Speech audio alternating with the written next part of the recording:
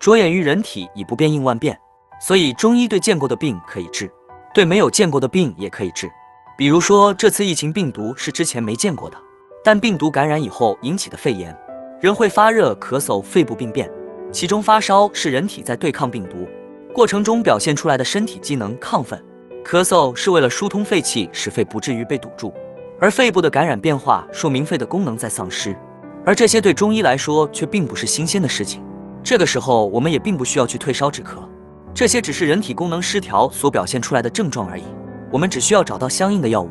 去帮助人体改善肺的功能，使人体的功能恢复正常即可。这里面有补法的使用，也有功法的使用。